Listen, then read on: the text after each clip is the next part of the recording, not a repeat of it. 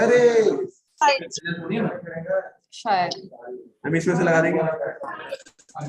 वो गैस से हाँ भाई म्यूट तो कर दो। Mute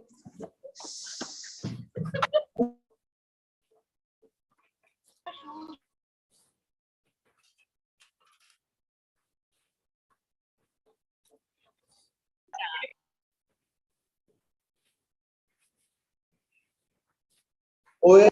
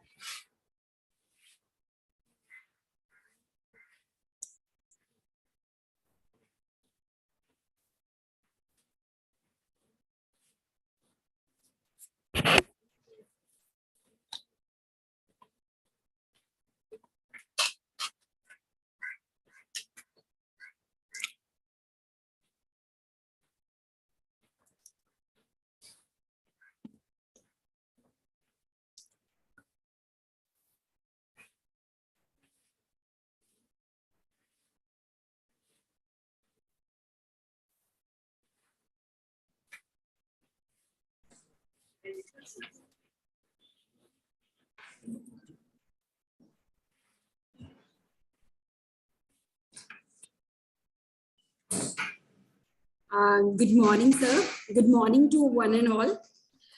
I would like to welcome our distinguished guest, Professor Manohar Lal Munjal, for the session towards creative thinking.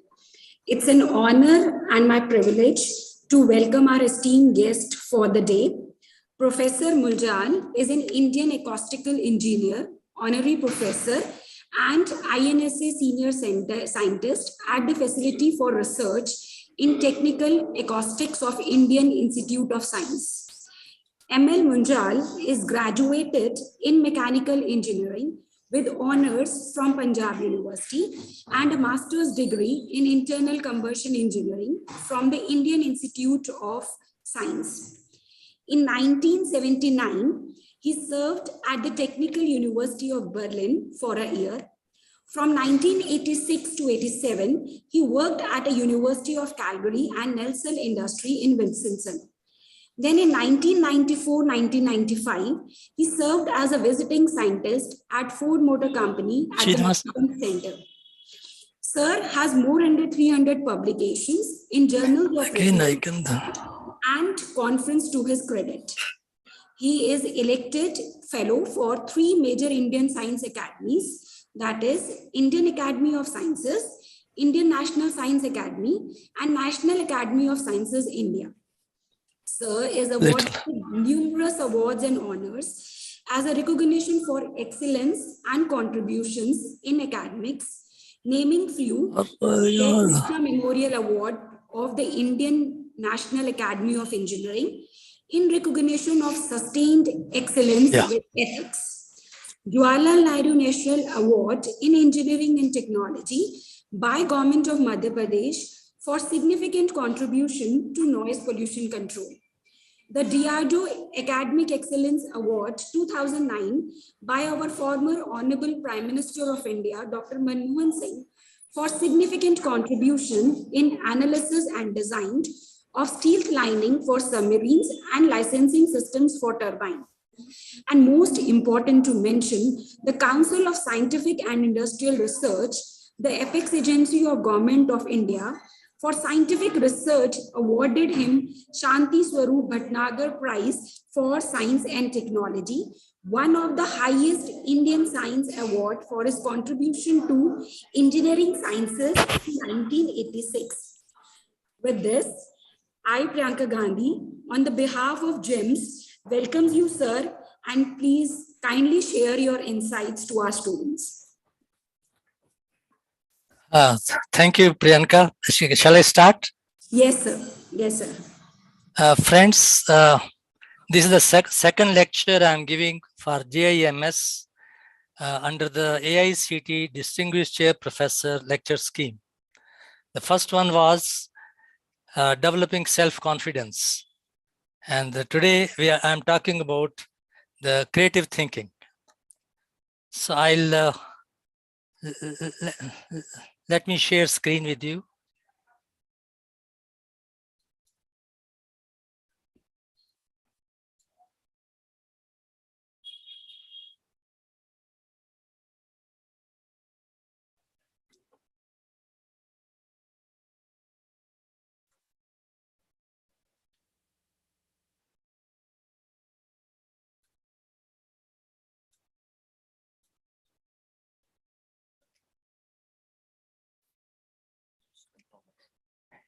Yeah, friends, can you all see the full screen?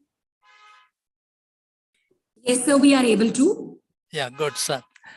Friends, I'm going to talk about something that concerns all of us. How do we move towards creative thinking? And this is, as I told you, a follow-up of my first lecture in which I talked about developing self-confidence. Now, during the formative years of our careers, we tend to associate productivity or creativity with conducive or competitive environment, the best of resources, world-renowned professors, and inspiring traditions. In this privileged journey, we overlook the creativity of the pioneers at the old research universities like Institute of Science, who did not have any of the present-day resources, but still created formidable reputations for themselves as well as for the institute. Now, what is creative thinking? How can it be sharpened or augmented? Let us see. Now, first thing, in this slide, I'm basically summarizing my first lecture. And challenging yourself to develop self-confidence is the best way to develop your thinking, brain power. Now, inculcate the habit of asking yourself about the solution, answer, before looking it up in the book or paper or internet. This is the most important statement I'm making, I'll repeat this.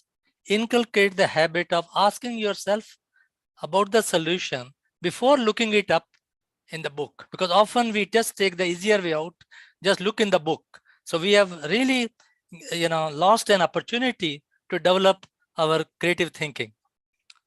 So when you look it up, if you cannot, get a clue and again challenge yourself. This approach can make the literature survey phase of research a great fun. In this way, you will develop self-confidence and retain the initiative instead of getting overwhelmed by the author of the book or paper or whatever. Incidentally, you may discover a better method for solving the problem or find a mistake or presumption in the author's approach, giving yourself a head start for your research. Now, I'm going to explain this through a personal anecdote, which is very important because that is, in fact, I covered it in the first lecture, but I think that's needed to set the trend for this today's lecture. You know, when I finished my 7th standard, I was just playing street cricket, and my brother, elder brother, he just came and snatched me away from my friends and gave me a lecture on, you know, really not to be complacent with my standing first in the school, etc., and look up and see what you know can be done. In fact, I was not convinced at all. But then, you know, he being elder brother, he just won't agree. He says, no, you don't know, you are going into 8th standard and you will have a board examination. In those days, you know, there used to be board examination at the 8th standard. So he just told me that, you know, you just can't be doing this. And particularly because, of course, I mean, as I told you in the last lecture, we were, you know, we started our life as refugees from what is now Pakistan. And, you know, we had practically nothing in the house. So he was very particular that this is the only opportunity we have. We have to rise and be, you know, stand on our feet and distinguish in our careers so that our, you know, career is taken care of. Anyway, when I was not able to convince him, I said, all right. So I took his book for the 8th standard mathematics and sat down working full day, and I did it for 10 days. And in those 10 days, I studied every chapter and solved all the examples and exercises, and then went on the next chapter and so on and so forth. And in 10 days time, I was able to completely teach myself the mathematics of the 8th standard. And then, you know, I mean, like a child or the small boy at that age, I went back to my brother, gave him that notebook and said, now can I go and play? You know, because my first thing was that I should be allowed to play. But anyway, what I want to tell you is this. In the evening, after that, that first reaction was over, I started thinking that it was something really very great that I had done. I had in fact discovered myself in the process of, you know, giving an answer to my brother. I you know, really realized that I was able to do all those mathematical exercises myself and got all the answers with everything. And not only that, in the process, I had really found better method of doing things. And that was really the start of a very new self.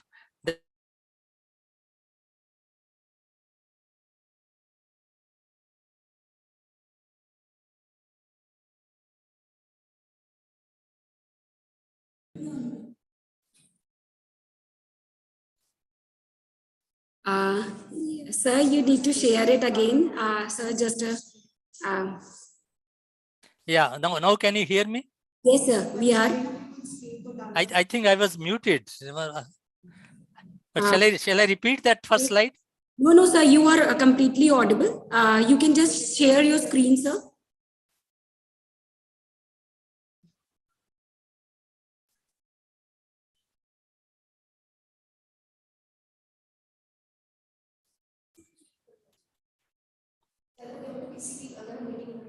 She knows.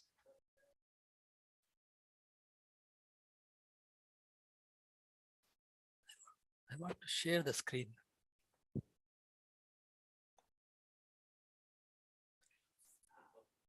Yeah, can you see the screen now?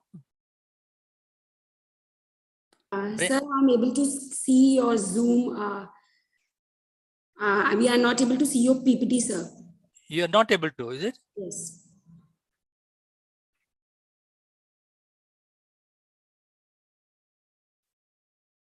They are not able to see.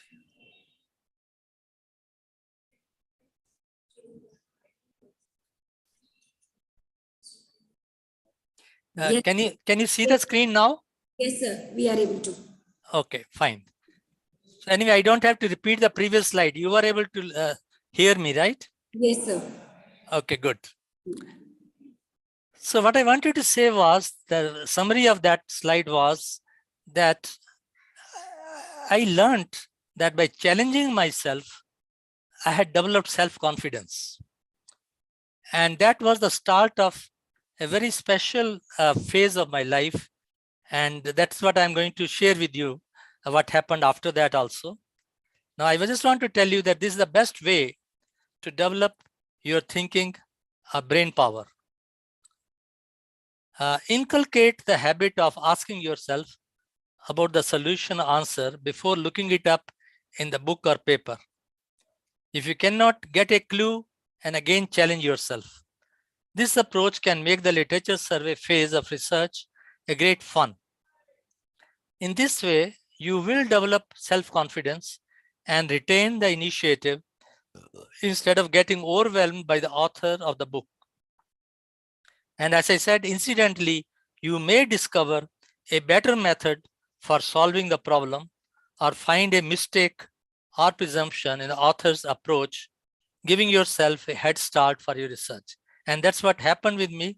And I'm going to now tell you something more about myself. Now, continuing that argument, I'm just saying, write down the question or problem and articulate it precisely. This is very important. Often what happens is, while thinking about some problem, we tend to go away at a tangent somewhere else and completely forget what we were thinking on.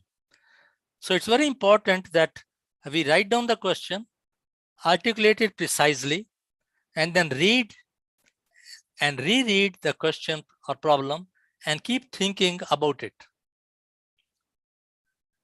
Keep jotting or writing whatever comes to your mind about the problem. Often what happens is that when some thought comes to us, we just reject it outright, and that's not a very good way of going about it. We just jot down whatever came to your mind, and then later think about what it was, and after thinking well about it, then you may scrap it off. Whenever you seem to be encountering a block, read the question again and repeat it mentally. In this process, when you do this, you automatically don't let extraneous thoughts come to your mind. All the time you're thinking on the problem, because whenever your mind goes anywhere else, you just come back, read the question again and repeat it mentally. Now, long uninterrupted thinking, at least a couple of hours at a stretch, please note, at least a couple of hours at a stretch, takes your mind deeper, thereby making you more creative. Talk to yourself internally about different aspects of the problem. This way you preclude extraneous random thoughts. Now here again, I'll give you a personal anecdote which really changed my life completely.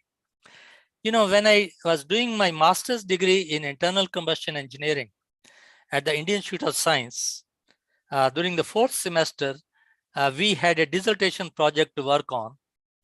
And those days, we were not asked, we didn't have any choice.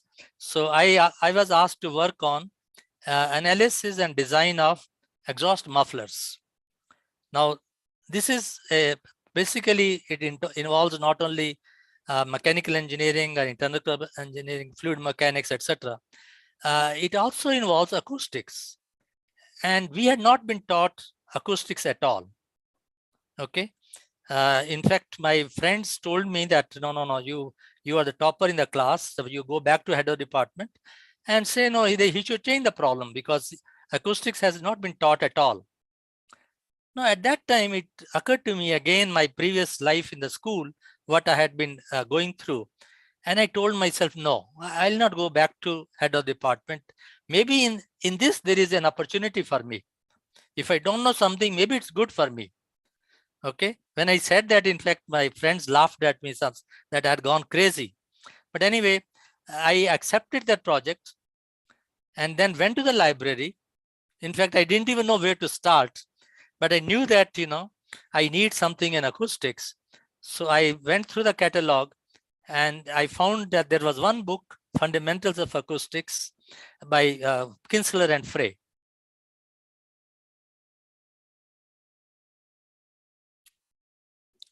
So what I did was, I did the same thing that I had done after 7th standard to mathematics of 8th standard. I took that book, sat in one corner of the library.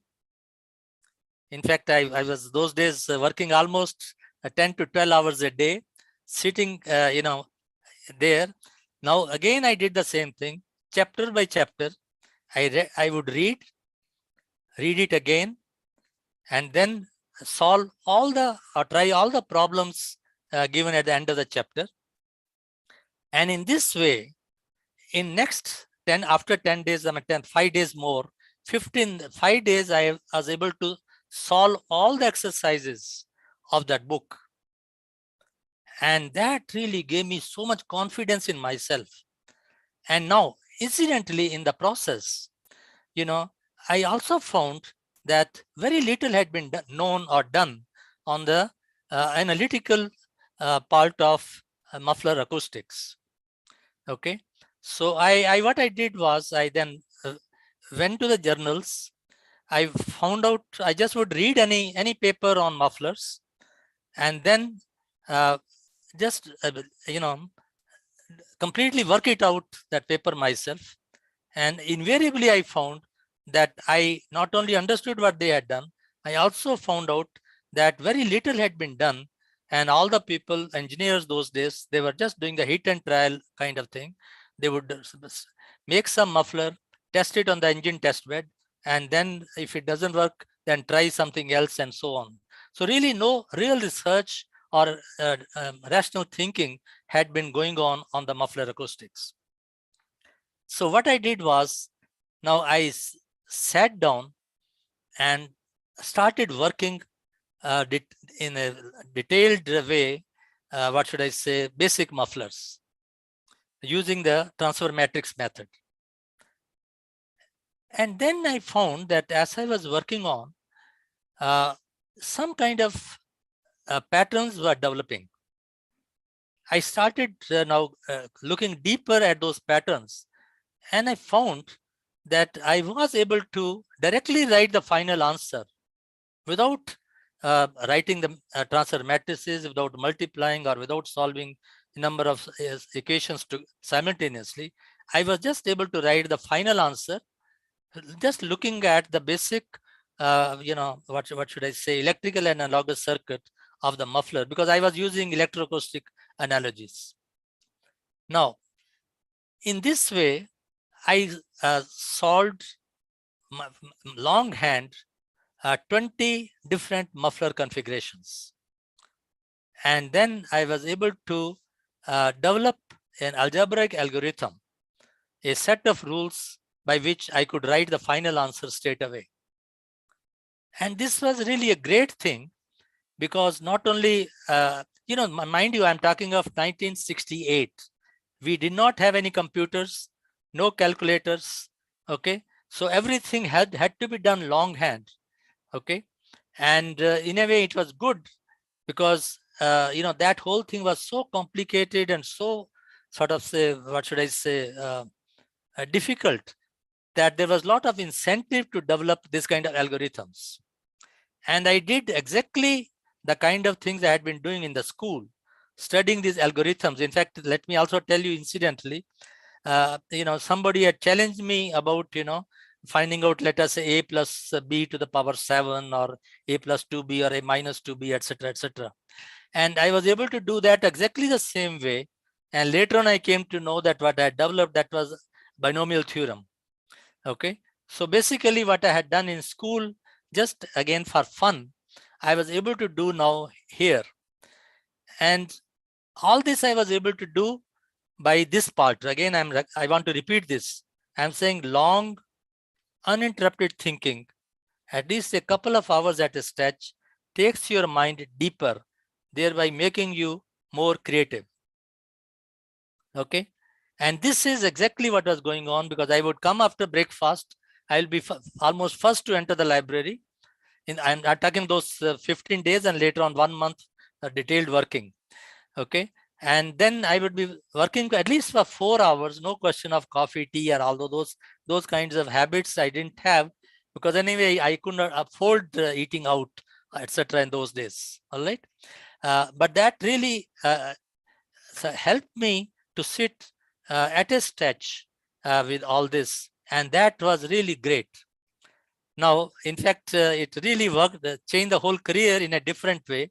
After 2 months, or rather 3 months, I went back to the department and just showed to my guide. And he was, just too surprised and happy about the whole thing. And he said he could not understand anything that I had done, but he knew that whatever I had done, that was out of the world. Anyway, so next month, there was a seminar to be given. Every student had to give a seminar on the project.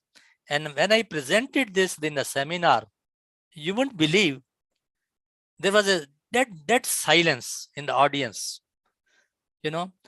and after about 3 or 4 minutes, the chairman of the department, he just asked, Manohar, how did it occur to you?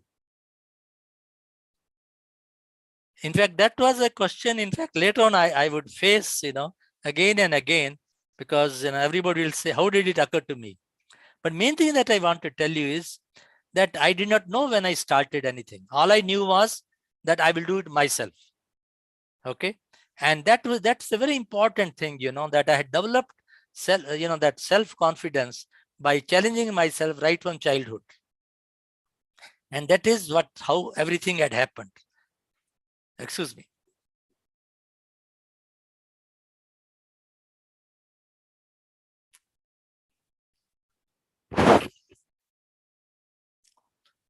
So what I'm trying to say is that after that,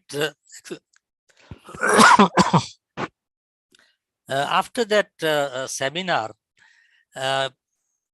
all the teachers of the department went back to chairman of the department and persuaded him to recommend me to the director to offer me a lecturer's post. Now, this was a big thing those days, because at IISc, nobody could become a lecturer without a PhD. And I was just a fresh MTech or ME. Anyway, the chairman department also agreed, and he wrote a letter about me. And in those days, our director was Professor Satish Dhawan, who also later became Secretary of Space and Chairman of the Space Commission, etc. Now, he was, of course, first very reluctant, because as a director, you cannot break the rules that you make yourself. Okay. But anyway, later on, when all the departmental faculty met him, so then he was convinced, all right, he says he'll give me a post for 1 year. So I was appointed a lecturer on a supernumerary basis, a temporary lecturer for 1 year. And within that, I had to complete my PhD, or compete with all others when the interviews take place, and take my chance. And then again, at this time, my friends advised me not to accept it, because if I don't get it, then what happens? I said no, that's not on. Right from the beginning, as I told you, right from childhood, I was all the time challenging myself. I said, here's another challenge, I'll take it up and make sure that most of the PhD work I complete within 1 year. And that is what happened. So at the end of 1 year, an interview was conducted. In fact, not only for me, it was a competition all over. 7 people appeared. All other 6 were PhD holders. And I was the only one non-PhD at that time. I had not yet got PhD. Okay. But anyway, exactly same kind of situation happened in the interview. The only question I was asked was, how did it occur to me? Anyway, I told them all that I had been doing and how I had developed a capability in mathematical induction. And then I was able to solve anything that comes to me rather than look in the book and all that. Anyway, so not only I was the only person actually, I got the lecturer post. I even got 4 increments that I had asked for. Anyway, so what I want to tell you friends that, learn, if you want to learn from me one thing, and that is learn to challenge yourself and just follow whatever some of these things I'm writing. And incidentally, anyway, it's being recorded in the YouTube, but I'll also be happy to share with you a soft copy of this these slides so that you can think about it and then get in touch with me anytime about whatever way I can help you. All right, let's go to the next slide. Now, we at the IITs and IISc are privileged to be able to do research of our choice and be paid for it. In research, favorable or exciting results come only once in a while. To keep ourselves going in the meanwhile, we must learn to enjoy the process of research. Research can be fun if you are not anxious for the desired results. Anxiety only delays results. Now reward yourself for the smallest achievements. Breakthroughs happen. They cannot be planned for. And do not be too sure about the research outcome. Leave room for serendipity. If results are not as expected, do not reject them outright. Maybe you are expecting the wrong way. This has happened with me many times. And let me also tell you, this principle of serendipity, it has been observed by scientists, all through the millennia. In fact, somebody calculated, and he said almost 50% of all research in the world had come from serendipity, where a scientist was doing something, expecting something, but he got something else. And then he later, when he persisted, then he found that no, his expectation was wrong. And what he was observing, that is the correct thing. In other words, serendipity is a way of nature teaching us to change our path and not really expect something, unnecessarily. So this is what is very important. I want to tell you. I repeat this. Do not be too sure about the research outcome. Leave room for serendipity. If results are not as expected, do not reject them outright.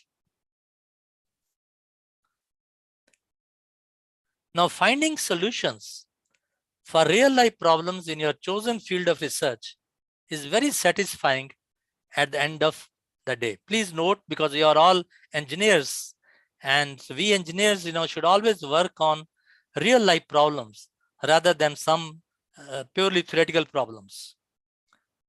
So finding solutions for real-life problems in your chosen field of research is very satisfying at the end of the day.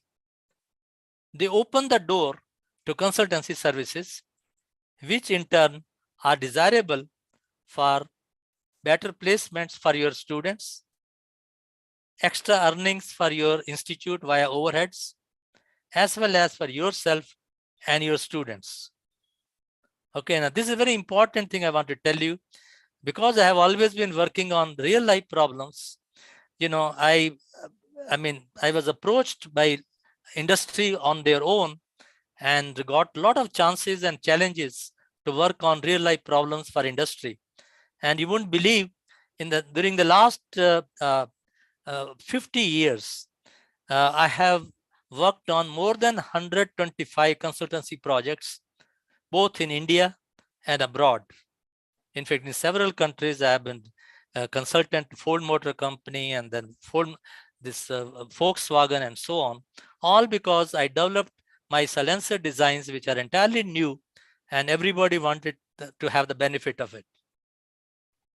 Now, in this way, you get a chance to work for societal welfare. This is a very important thing, particularly for a rather poor country like India, where the society looks forward to the engineers and scientists to work on some real problems so that they get benefited. That's what our Prime Minister has been telling us again and again, that work on real life problems so that society benefits.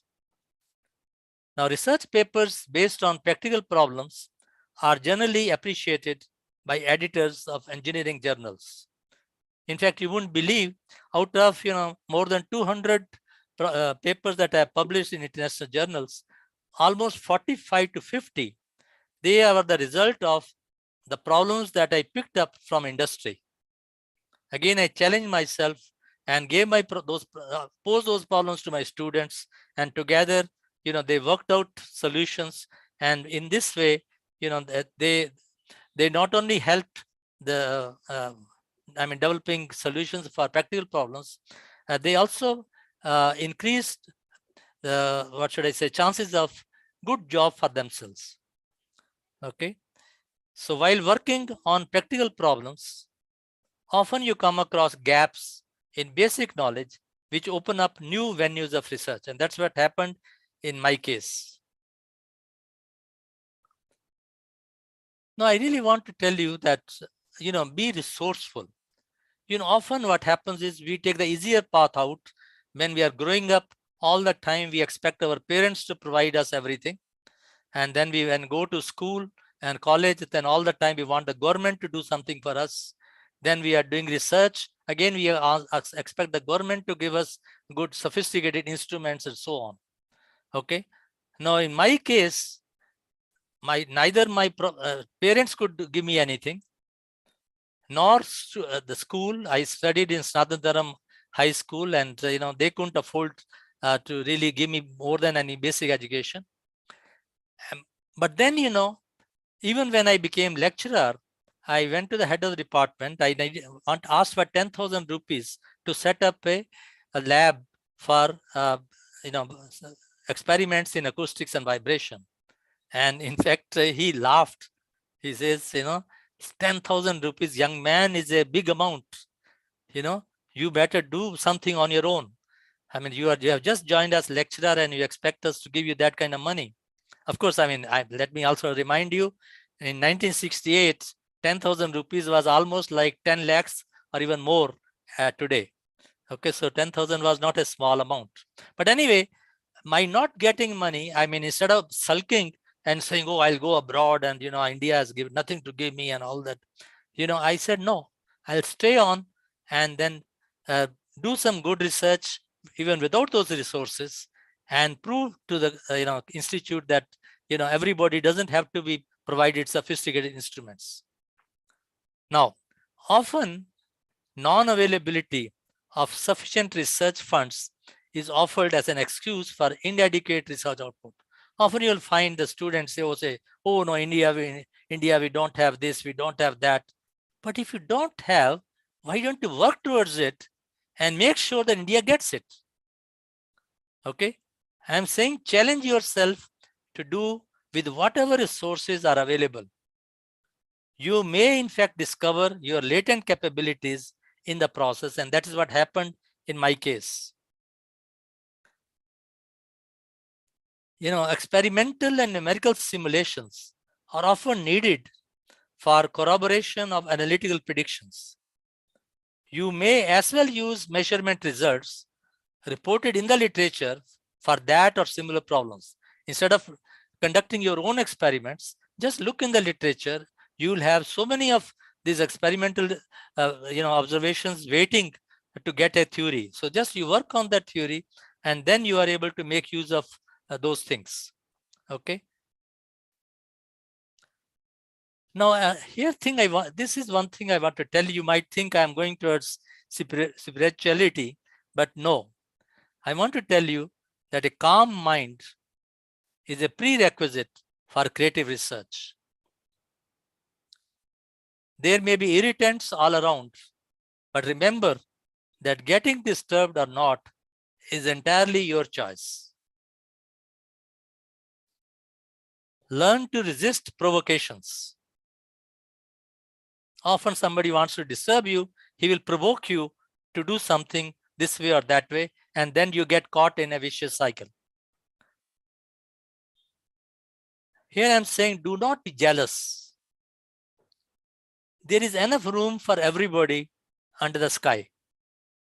And everything I'm telling you from personal experience in life. It's not just theory. Refusing to get angry is not only your own necessity, but also the most disarming response to your adversary. Because, you know, if you get angry, that's what he wants, your adversary. So if you refuse to get angry, you're the person, he doesn't know what to do. Because he depended on provoking you and making you angry, then you react, and you don't react that way. Poor fellow doesn't know what to do next. So this can be the most disarming response to your adversary.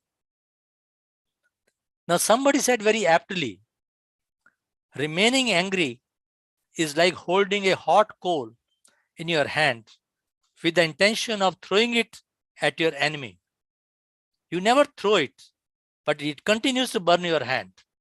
So what I'm trying to say is, you are just burning inside all the time by remaining angry.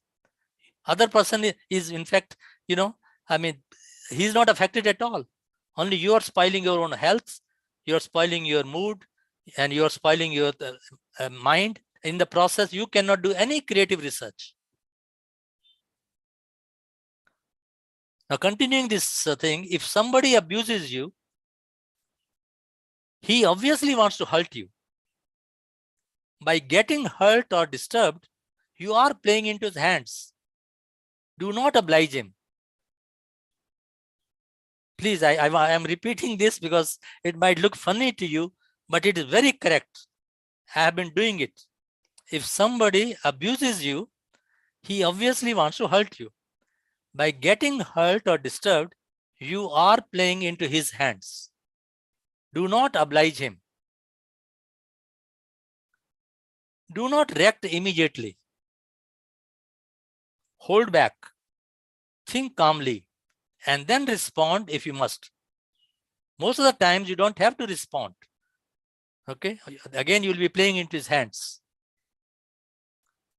Now, practicing unconditional forgiveness for yourself as well as everybody around is not only good for your physical as well as mental health, but also is conducive to creativity in research. All of our random thoughts are about the past or the future. This is very important, you know. Please think about this. All of our random thoughts are about the past or the future. Live in the present and see how creative you can be.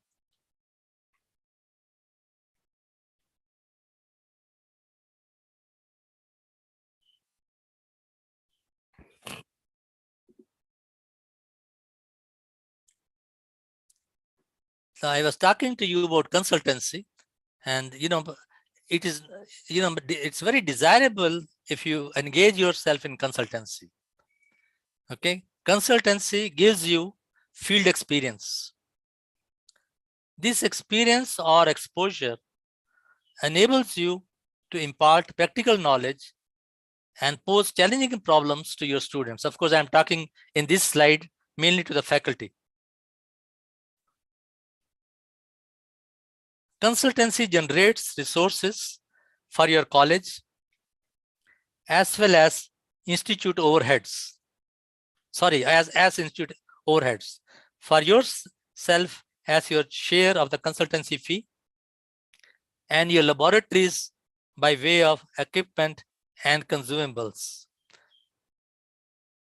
Now here I'll share a secret with you. You know, in my life, during the last 20 years, I have been giving back to the institute, my institute, as overheads, more than the salary or pension they are giving me. So I have the pleasure to be free professor for my institute. Exposure to industrial problems and possible solutions increases employability of your students. In fact, industrial problems give you great professional satisfaction at the end of the day, because after all, for an engineer, there can't be than having this satisfaction that, oh, I have been able to solve very practical problems. I have been able to help the industry. I have been able to help the society. That's a great thing at the end of the day. And in fact, this one thing is what has been keeping me going. I never feel tired. I never feel stressed. It's all because, I'm all the time happy because I'm doing something and something is emerging. Now, mind you, at this time, now it's 11 years since I retired. And you won't believe I have written 2 books after retirement.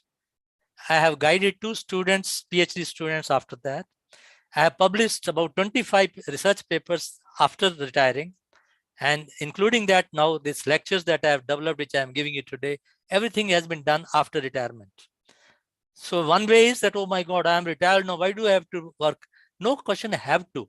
It's a pleasure to work. This is what I want to tell you, develop this as a habit of enjoying whatever you are doing, and you'll be all the time happy as well as productive. Now, often industrial exposure gives you problems as well as ideas for research, development, innovation, which would eventually lead to innovative designs, research publications, and possibly a degree for your student. Sometimes you attract practicing engineers from the industry for a research degree to your university as external registrants. This may bring some sophisticated instruments to your laboratory. Here, let me again share with you that, one of the papers that we published, in fact, that was invited paper from Nelson Industries in USA, Wisconsin, that got the best paper in the world on this. And this was noted all around. So I got offer, from Volkswagen to work on some projects. So I worked on one project, and during that project, you won't believe, it was very interesting thing. Anything I wanted, within those 100,000 Deutschmark was made available to me by, a professor in Germany, whose only role was to play as a liaison of man between me and Volkswagen. So I got the best of books for my library of my students. I got all good instruments, which I had never imagined actually before that, because here we couldn't afford, because you can imagine 100,000 Deutschmark is almost like 55 lakhs of rupees worth of resources.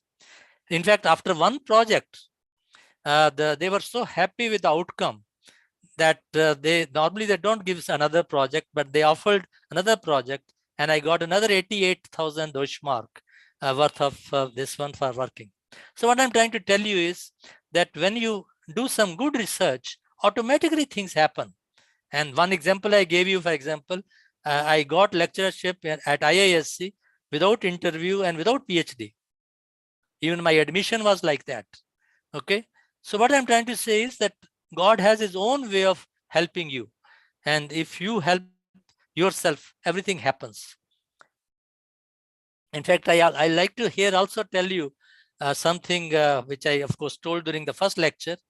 After I, when I finished my higher secondary examination, I got 5th rank in the Punjab University. And, you wouldn't believe, after 2 days of that result, nobody was happy in the house because everybody was worried, what next? My father could not afford to send me to any college, leave aside to an engineering college. Okay. But then, as I said, God helps those who help themselves. Now, what happened? Within a week, I was called by the principal of our higher secondary school, and he said, that Government of India had just started what they call Government of India Scholarship for Life for first 10 rank holders of every university in the country. So because I had 5th rank, so I got that scholarship for life, and everything was taken care of right up to PhD. So my father didn't have to worry about my doing engineering, or I could do anything I wanted, including coming to IISc and all that. So what I'm trying to tell you is that this has happened to me again and again. Okay, so I want to share with you that it could not have been all an accident. God has or nature has its way of helping you if you help yourself. Now I want to repeat here, often industrial exposure gives you problems as well as ideas for research, development and innovation, which would eventually lead to innovative designs, research publications, and possibly a degree for your student. Sometimes you attract practicing engineers for a research degree to your university as external registrants. This may bring some sophisticated instruments to your laboratory. Now, this happened, in fact, out of 18 PhDs and 7 MSc engineering by research I have guided, 3 of them came to me from industry. Not only that, 4 came to me from under quality improvement program from other colleges. And therefore, every time my institute did not have to help me for that. Now, often when I visit an industry as consultant, I have to do quick mental calculations of the noise reduction that needs to be achieved in a particular environment, and the available alternatives noise control measures that I have, and the cost and time implications of the consultancy project. Detailed design calculations would have to await formal award of the project. So because I am able to do mentally most of the things right at site, I am able to tell them what possibly needs to be done and how much would be the project cost, how much will be my consultancy fee, and so on, because they want to know the same day. The industry folks generally do not have patience and provision for a feasibility study. They insist on ballpark figures by the end of the same day in order to decide whether they would initiate the project. Now, here's something interesting I want to share with you. My father, who was otherwise uneducated, was good at mental arithmetic. He had memorized multiplication tables up to 20 by 20, was able to return and was able to earn his living by doing quick back of the hand calculations for the village farmers and shopkeepers in their day-to-day business. Now that is how he really supported the family. And that inspired me during my early education to excel in arithmetic and eventually theory of numbers, algebra, trigonometry, mathematical induction, etc. In fact, it became fun and led to development of magic tables, binomial theorem, etc. So this all just happened, but mainly I was having fun. I was enjoying my life. And mind you, this was very important because I did not have even one toy to play with at home. Okay, so I just made this whole thing as fun, as enjoyment. And all the time I was happy, apart from being creative. Now, when you listen to a teacher in the class, you may not grasp or retain everything. You may have to supplement it in the evening at home, which you may not be able to do for some reason or the other. However, if the teacher tells you to study in advance what he or she is going to teach or discuss the next day, You will be alert in the class next day in order to clarify your well-articulated doubts. Now, this self-acquired knowledge will remain with you forever. Incidentally, during self-study, that is reading and working out yourself, which I did myself, you will develop self-confidence, discover your potential, and would be ready for research as well as consultancy by the time you finish your course. This is how I have been training my graduate students for research at IISc.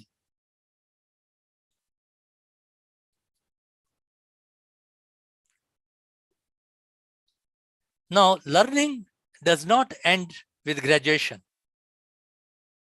In fact, in the present day world, where knowledge is expanding fast, you have to make it a lifelong habit of self-learning in order to improve and update your technical abilities.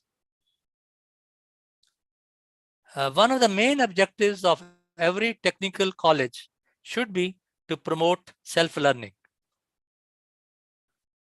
Now, physical insight and experimental skill may not suffice to solve an engineering research problem.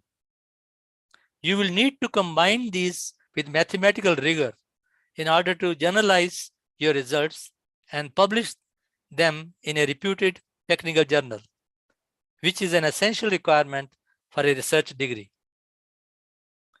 In fact, I'll tell you something interesting. This is why in industrial science, applied mathematics is often taught by the engineering faculty. Because all mathematicians, they want to work on pure mathematics. Okay, so applied mathematics is often taught by the engineering faculty. In fact, many research students of the Department of Mathematics also attend our courses in mechanical engineering department, etc.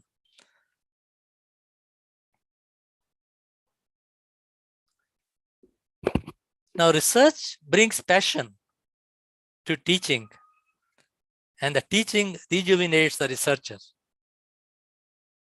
I am now addressing the faculty here. If you want to learn a new subject, the best way is to offer an elective course on the subject. I have tried it successfully several times. When you try to answer the students' questions or clarify their doubts, the underlying concepts become much more clear to you in the process. And that is important for research. Now, I'd like to share with you a little something interesting about what happens with the gradient. As water flows easily when the water source is at a much higher level, that means there's a lot of gradient. Same way, the knowledge is imparted better when the teacher is himself a specialist or an active researcher in the field. In fact, that's why the teaching is much more effective at IITs and IISc, where every teacher himself is a specialist. And when he stands on the stage, there is very high gradient of knowledge between him and the students. And automatically, the students can learn everything much better.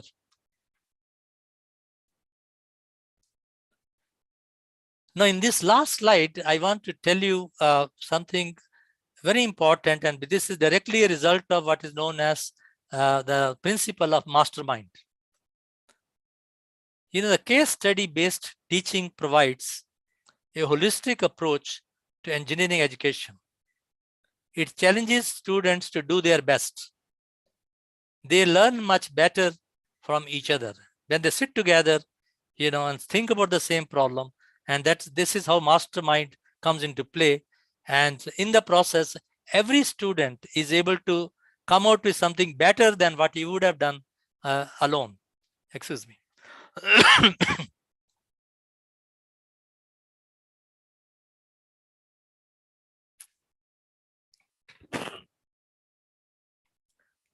Now, project building promotes self-learning and builds self-confidence. It should become an integral part of the curriculum. Of late, the concept of innovation has been added to research and development. Innovation, now this is very important. Please try to see the definition. Innovation consists in extracting value from a creative understanding of what is already known. I repeat, innovation consists in extracting value from a creative understanding of what is already known. The Department of Science and Technology is sponsoring incubation centers at Institute of Science, Indian Institutes of Technology, National Institute of Technology, etc. They act as cradles for innovation and entrepreneurship. Now here I like to quote Professor M.S. Anand, former director of IIT Madras. He puts it very nicely. The university research parks bring together minds with different attitudes. Faculty with knowledge of fundamentals, students with their spirit to conquer the world, and science and technology personnel from the industry with their ability to convert your ideas into marketable products. And finally, we should all try to develop sustainable technologies. I repeat, to develop sustainable technology. We should not be so selfish that we say, let's do something which is good today to look at, but it really is not sustainable in the future. So the country doesn't want that kind of research. Finally, I repeat, we should all try to develop sustainable technologies which would meet the needs of the present generation without compromising the ability of future generations to meet their own needs. Otherwise we will be very selfish. We'll be unfair to our children. When they grow up, they find that, the parents or the grandparents have not been really working the right way, and they have, eroded the resources that the country had. Let's not do that. We should really make sure that we should not compromise the ability of future generations to meet their own needs. I think I'll stop here, and thank you for for your listening. And now I'll be very happy to answer whatever questions you have or any comments you have. Please feel free to ask. Okay, thank you so much, sir. As sir has already informed that our students and faculties who have joined this session, if you have any questions, before sir, you can write up in the chat, or you can directly, you can say unmute yourself and you can ask your questions. It's indeed a very, you can say, great session, sir. Your session or your talk on this creative thinking is blended with your own experiences. That is the best part of this session, sir. Each and every, you can say, the points you have emphasized on is blended with your own experience. So I hope the fact that our students must have enjoyed and would learn their career growth through the experiences that you have shared. So any of the students or the faculty members, if you have any question, you can please ask.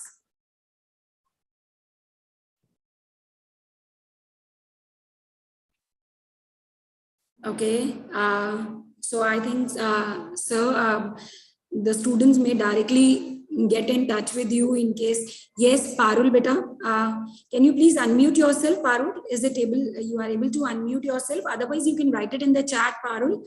I will, you can say, ask the questions on your behalf. Parul, you can just unmute yourself.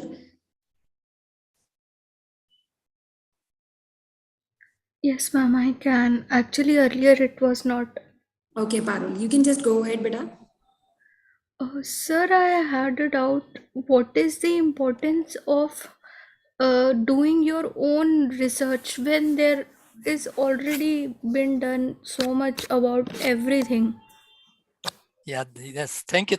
Yeah, I understand. In fact, that's a very, very important question you have asked, because that's what I was warned all the time that, you might think you have done this, you have done that, but later on you come to know that all that has been done.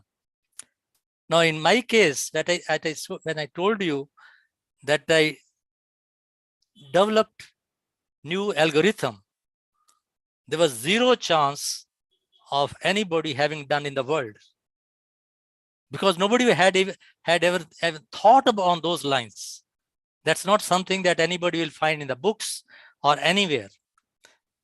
Yes, but there later on, when I developed my own ways of working, etc., then I had to compare my methods with the existing methods regarding their efficacy and so on. So in fact, let me tell you, that's why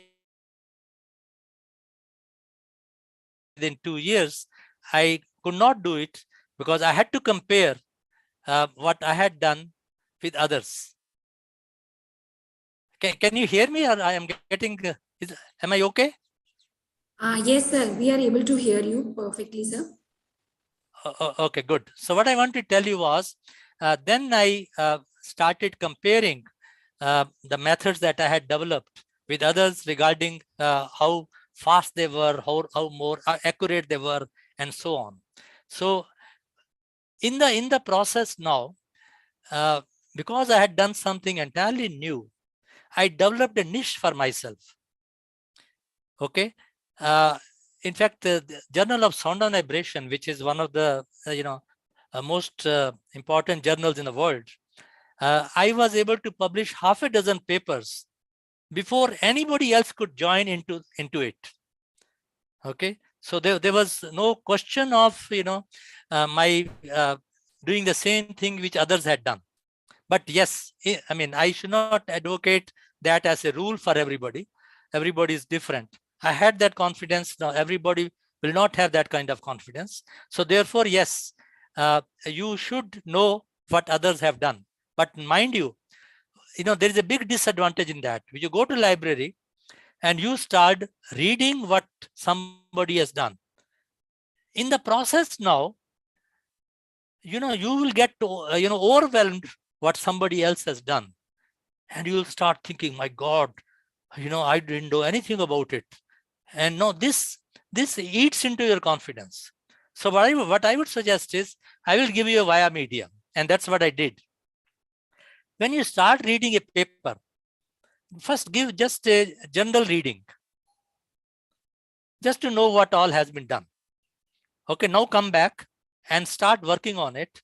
And while working on it, for everything, you first challenge yourself. Naturally, you will not be able to do something. Then you read what that person is trying to do, just a little, and then again close the paper and go back and try to do yourself. So what I'm trying to say is, you play this kind of game with yourself, and you will really enjoy. Okay, you may take longer than what you would have taken to understand the paper, but in the process, you already would have found out a better way of doing what that person has done. Okay, so all the time, in fact, that's what my students do when they do this. By the time they finish the course, because all the time they have been doing self-study and then asking me the doubts rather than just listening to me. So at the end of the course, they are already ready to do research. They have come out with so many ideas, even which I had not thought. So what I'm trying to say is that, try to combine this way of teaching, this way of studies, this way of research, and you will find that, you will be not only more creative, you will all the time be very happy, because all the time you will be, developing something new. And that is a great thing, the happiness that comes with it. There nothing else come with that. So you will make research a fun, okay, a game rather than a job. Okay, have I answered your question? Yes, Parul, I think sir is able to answer your question that, sir, it is always you can say the Parul has rightly asked the question. It is always the first question that comes in the minds of the students, that what is the importance of research in their domain and how they will be benefited from doing this research. So as a faculty also, when I motivate my students to do research, that is the very first question that comes from the two students end, that how this research could be benefited to them. So thank you so much, sir. Devyanshu, you also wants to ask something. Devyanshu, you have also raised your hand, beta.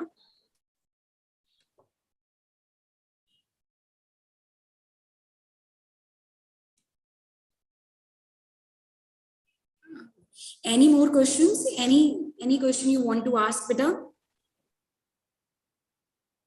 Okay, so it was by mistake. Okay, so no other questions. Any one of you wants to take ask any query related to session, how to be a good creative thinker.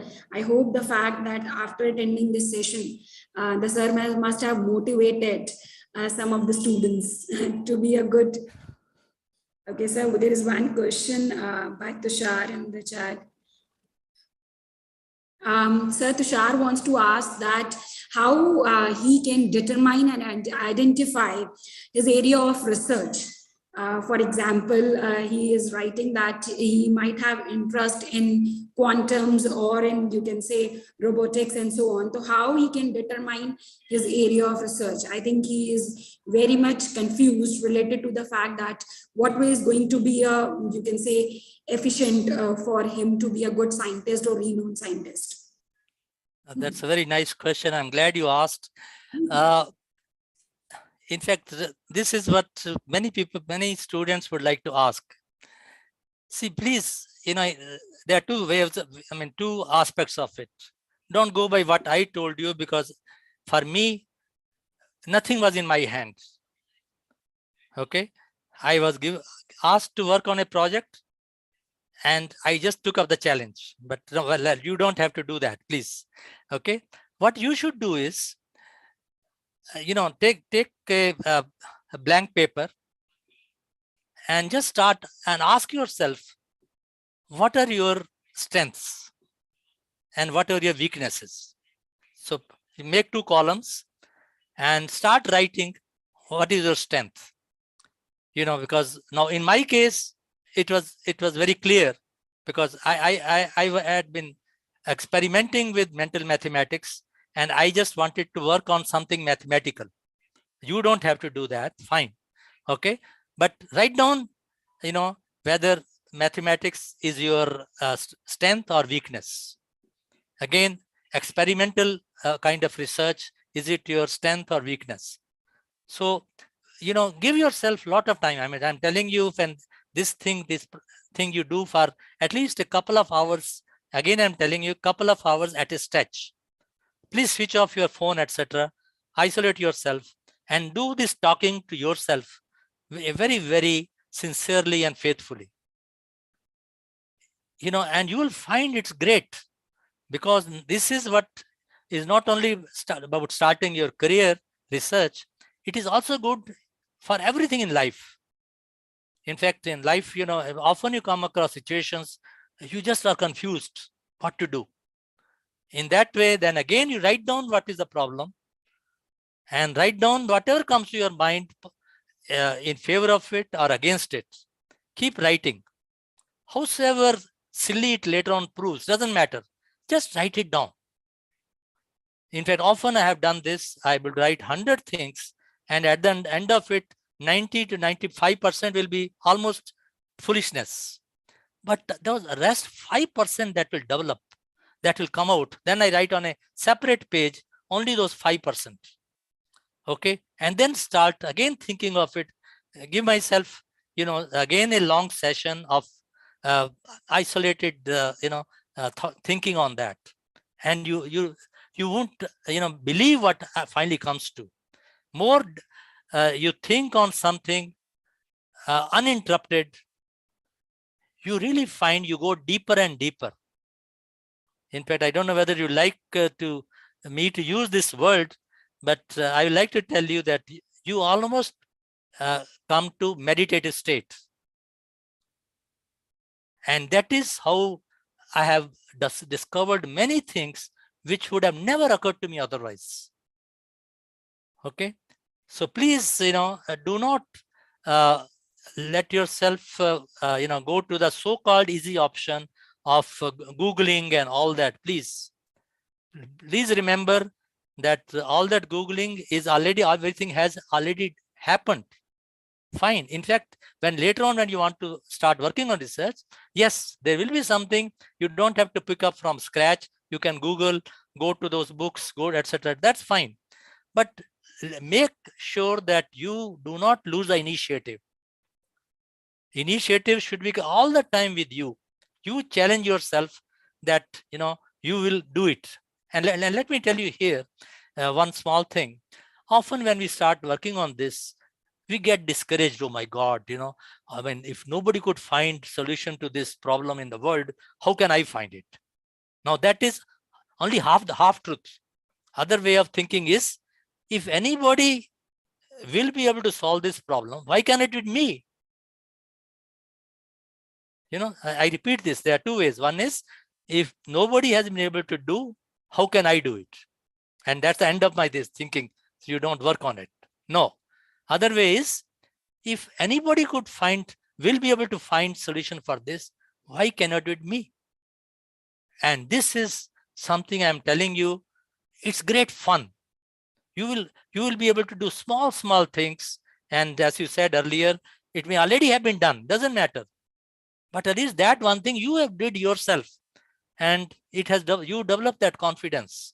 Okay, so it's not a wastage at all.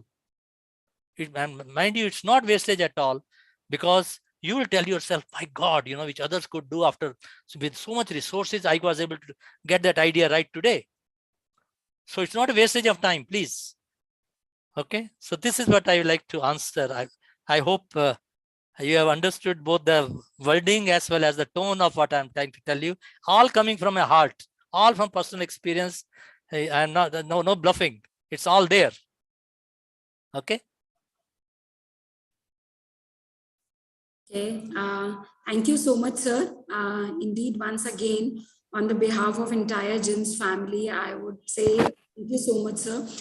All your, you can say, thoughts related to be a good creative thinker is always blended with your own experience. Whatever points you have shared with our students and faculty members are in, you can say, great demand so much. And we all need to be a good researcher, good creative thinker to be successful today. So, and sharing these things with your own experience had a touch, and I would say it becomes easier to inculcate in our, in our lives. Thank you so much, sir. Thank you. We are very much blessed to have you as a speaker. You are welcome. Okay, students, I'm sharing a form link in the chat. You all are required to fill that as a feedback form. In case if you have any difficulty, I'm here, you can ask me.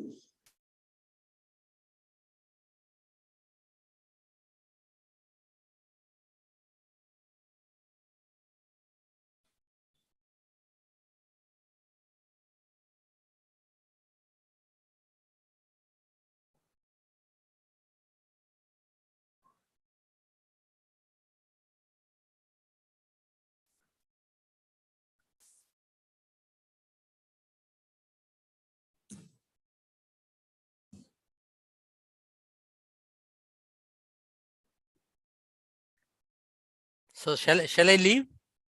Yes, sir. Yes, sir. Students are just filling up with the feedback form. Yeah. I'm here till that time. In case any student is facing up with any problem.